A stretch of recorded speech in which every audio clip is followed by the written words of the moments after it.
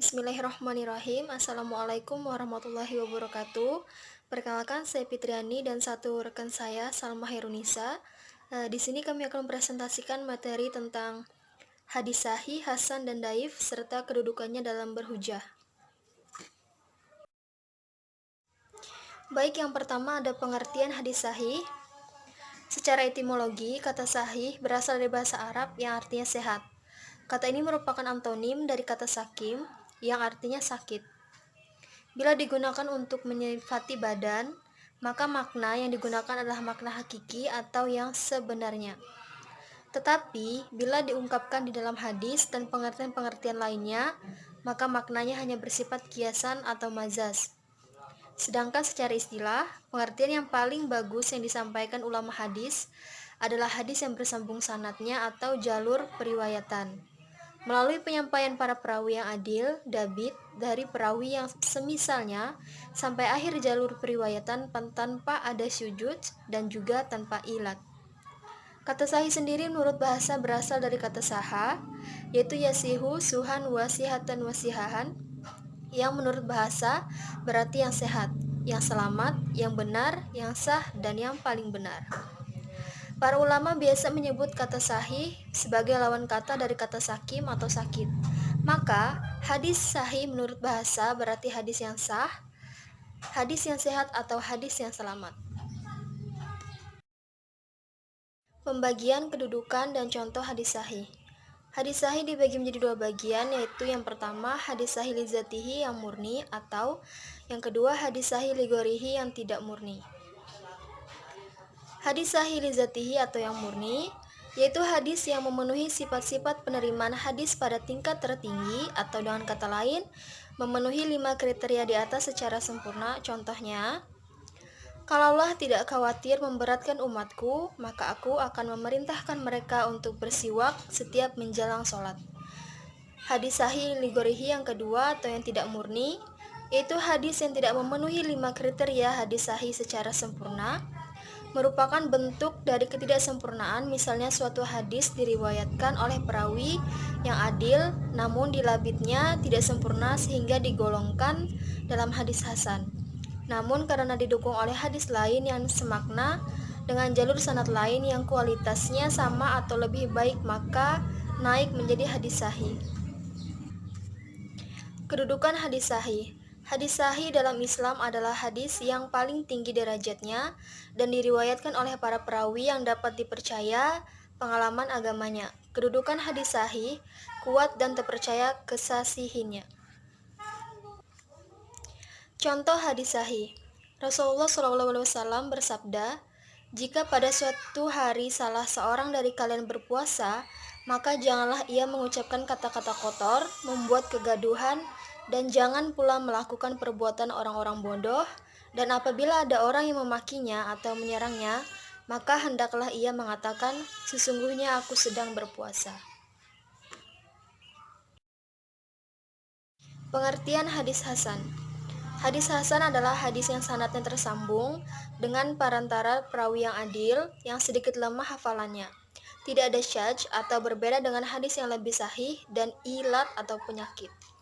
Al-Hasan secara bahasa merupakan sifat musyabahah dari kata al-husna yang berarti al-jamal, yang baik atau bagus. Secara istilah, ulama hadis berbeda pendapat mengenai definisi hadis hasan sebab tingkatan hadis hasan berada di pertengahan antara sahih dan daif.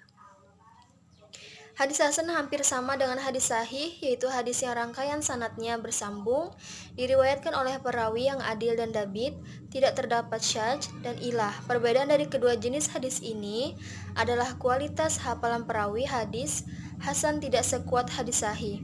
Ulama hadis sebenarnya berbeda-beda dalam mendefinisikan hadis hasan. Menurut Mahmud Tahan, definisi yang mendekati kebenaran adalah definisi yang dibuat oleh Ibnu Hajar. Menurut beliau, hadis hasan ialah hadis yang sanadnya bersambung, diriwayatkan oleh perawi adil, namun kualitas hafalannya tidak seperti hadis sahih, tidak terdapat juga syadz dan ilah. Baik, selanjutnya akan dilanjutkan oleh saudari Salma Herunisa, rekan saya. Terima kasih. Baik, di sini saya akan melanjutkan penjelasan tentang pembagian, kedudukan, dan contoh hadis hasan. Hadis hasan sendiri terbagi menjadi dua, yaitu Hasan li Dzati dan Hasan li Ghairi. Hasan li Dzati dinamakan Hasan li Dzati karena sifat kehasanannya muncul secara independen, tanpa melihat dukungan hadis jalur lain. Hasan li Ghairi dinamakan Hasan li Ghairi karena kehasanannya disebabkan oleh faktor lain atau dari luar. Artinya, hadis ini sebenarnya adalah tergolong dhaif karena salah satu syarat untuk bisa dikategorikan hadis hasan atau hadis sahih tidak terpenuhi, namun dikuatkan oleh adanya mutabi atau syahid. Kedudukan hadis hasan. Kedudukan hadis hasan ini sama dengan hadis sahih, sama-sama bisa digunakan sebagai dasar dalil beramal, bisa digunakan untuk penetapan hukum, halal, haram, dan wajib, dan seterusnya. Dengan demikian, fungsi hadis hasan itu sama persis dengan hadis sahih. Contoh hadis hasan. Telah menceritakan kepada kamu, Qutaibah telah menceritakan kepada kamu, Ja'far bin Sulaiman dari Abu Imron al-Jauni dari Abu Bakar bin Abi Musa al-Asy'ari. Ia berkata, aku mendengar ayahku berkata, ketika musuh datang, Rasulullah SAW bersabda, sesungguhnya pintu-pintu surga di bawah bayangan pedang. Hadis riwayat At-Tirmidzi. Selanjutnya yaitu pengertian hadis dhaif. Menurut bahasa, dhaif berarti ajis atau lemah, sebagai lawan dari kawiyu yang artinya kuat. Jadi, secara bahasa, yang dimaksud dengan hadis dhaif adalah hadis yang lemah atau hadis yang tidak kuat.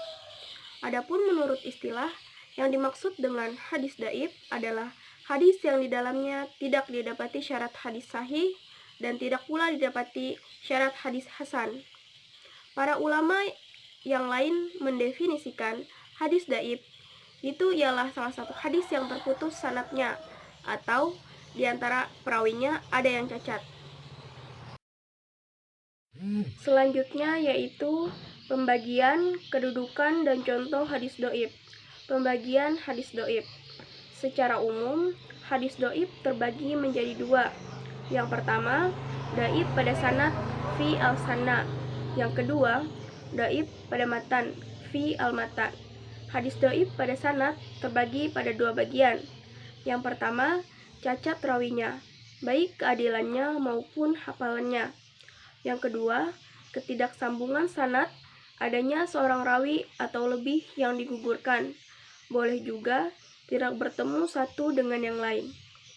Yang pertama, hadis berdasarkan cacat rawi. Hadis dhaif berdasarkan rawi tidak sedikit jumlahnya, di antaranya hadis maudhu, hadis matruk, hadis mungkar, hadis ma'ruf, dan hadis mu'allal. Hadis dhaif berdasarkan gugur rawi. Hadis dhaif berdasarkan gugur rawi di antaranya hadis mu'allaq, hadis mursal, hadis mukati, hadis mu'dal. Dhaif karena matan. Dhaif karena matan di antaranya hadis marfu, hadis mauquf, dan hadis maqtu. Kedudukan hadis dhaif. Kedudukan hadis dhaif ini perlu dibahas agar kita tidak mudah menuduh amalan sebagian umat Islam. Itu termasuk dalam lingkaran bid'ah atau terlarang. Mayoritas ulama hadis dan ulama fikih menggunakan hadis dhaif selain dalam masalah akidah dan penetapan hukum halal dan haram, tapi sebagian ulama hadis juga ada yang menggunakan hadis dhaif dalam menetapkan hukum jika tidak ada lagi hadis sahih dan hadis hasan. Dan menurut mereka, penggunaan hadis dhaif itu lebih utama daripada menggunakan pendapat akal semata. Bahkan Imam Ibnu Qayyim al-Jauziyah mengatakan sikap ini merupakan pendapat mayoritas ulama. Ibnu Qayyim al-Jauziyah. Contoh hadis dhaif. Tuntutlah ilmu hingga ke negeri Cina. Sekian video presentasi dari kami kelompok 9. Terima kasih atas perhatiannya. Ambil baiknya, buang buruknya. Wassalamualaikum warahmatullahi wabarakatuh.